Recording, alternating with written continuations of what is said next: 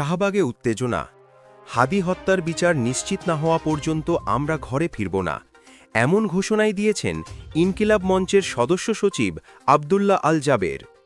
শুক্রবার শাহবাগে অবরোধ কর্মসূচিতে মঞ্চের পক্ষ থেকে স্পষ্ট বলা হয়েছে, যতক্ষণ পর্যন্ত হাদি হত্যার পরিকল্পনাকারী ও আসামিরা গ্রেপ্তার না হয়, রাজপথ ত্যাগ করা হবে না। শাহবাগে উত্তেজনা। হাদি হত্যার বিচার নিশ্চিত না হওয়া পর্যন্ত আমরা ঘরে ফিরব না, এমন ঘোষণাই দিয়েছেন ইনকিলাব মঞ্চের সদস্য সচিব আব্দুল্লাহ আল জাবের।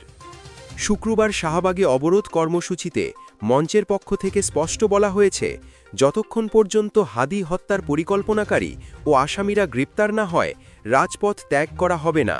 এই অবরোধ শুধু প্রতিবাদ নয়, এটি ন্যায় বিচার নিশ্চিত করার দাবি। মঞ্চের দাবি অনুযায়ী হাদি হত্যাকারী ও পরিকল্পনাকারীরা দ্রুত গ্রেপ্তার হোক, হত্যাকাণ্ডের প্রতি সরকারি নজরদারি বৃদ্ধি পাক, সাধারণ মানুষ ও শিক্ষার্থীদের স্বচ্ছ এবং নির্ভরযোগ্য বিচার নিশ্চিত হোক। অবরোধের ফলে শাহবাগের যানজট, স্কুল কলেজের কার্যক্রমে কিছুটা প্রভাব পড়েছে, তবে মঞ্চের পক্ষ বলছে, বিচার ছাড়া আমরা বাড়ি ফিরব না, এই আন্দোলন চলবে। শাহবাগ অবরোধের খবর সামাজিক মিডিয়ায় ভাইরাল হয়েছে।